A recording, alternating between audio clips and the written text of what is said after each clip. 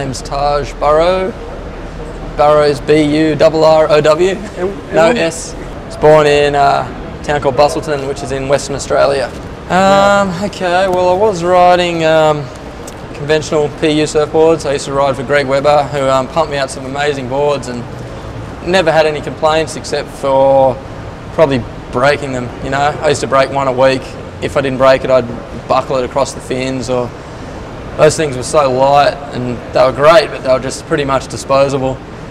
But I never thought I'd change. You know, I loved them. But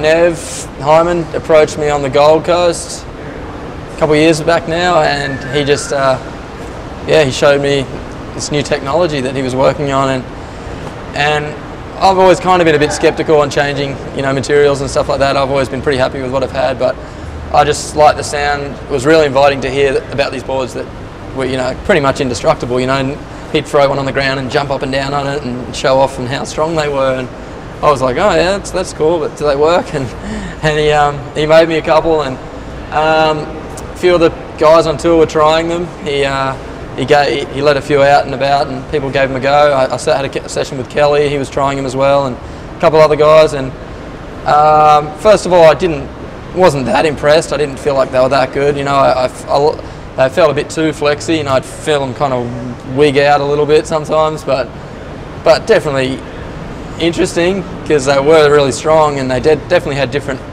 you know, flex characteristics. But obviously that was really early days, and then they started working out how to control the flex a lot better, and they've just from that day to now, it's like night and day. You know, the boards have come a long way, and I'm absolutely loving them.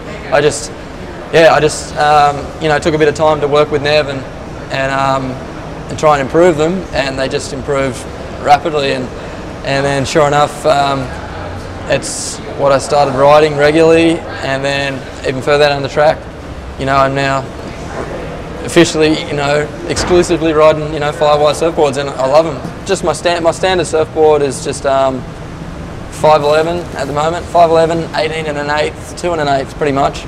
Sometimes a little bit over 2 1/8, and sometimes a little bit over 18 1/8, but roughly that. And 5'11's kind of spot on. It's my perfect size, and you know, I ride it from just 1 to 6 feet, kind of. Yeah, you can. It only takes you a couple of waves to know if the board's going to be a keeper or not, I'd say. So, for example, you know, when I get on these 5 boards that the boys are pumping out for me, I'll just take them down the beach and thrash around on them, and should probably be able to narrow it down to, you know, hopefully 2. Hopefully all of them are good, but yeah, I'd probably narrow it down to, you know, the 2 best, and then just bounce back and forth between those 2 and pick the one that I'm going to ride in my heat. I haven't broken many Firewires at all. They're almost impossible to break, and I did break one of my favourites that I won at Bells Beach, and that was a bummer. I took it to Tahiti and I broke it there, so it's kind of understandable. Pretty big, powerful waves, and yeah, Nev's great. I get along with him good, and he's a great shaper, and he's been around for a while, definitely banging out some good sticks over the years, and he's done me a couple of really good boards in the past. Actually, I haven't worked that much with him until just recently with Firewire, but now we've got a great little rapport going, and he's pumping out some good sticks. People can design boards suited for Bell's Bowl, and then you can also design one that's more suited to J-Bay. And then Trestles is different again, because, you know, the waves move at a little bit slower speed, and you know, it's more high performance probably. Even though the other 2 places are, there's just a little bit. There's a lot of difference in the ocean, especially, you know, going from South Africa to California. But for me, I kind of ride the same board at all places really. The fin placement, if you move it the tiniest amount, either way, it just changes the board like night and day. So it can be any little thing, you know. There's no such thing as getting 2 boards the same. But we're definitely getting close, because I've had a couple that are, you know, copied off my favourite ones, and they're feeling spot on. So it's a good feeling. One thing it feels good to me is if it's balanced really nice, and as well as the volume distribution's kind of like looks nice, like it doesn't stay thick for too long. It kind of just tapers perfectly, you know, both ways. You kind of look at it, and that's one thing I always really notice. I like a good bit of rail there, and then it just goes really nice and thin, you know, towards the nose and tail.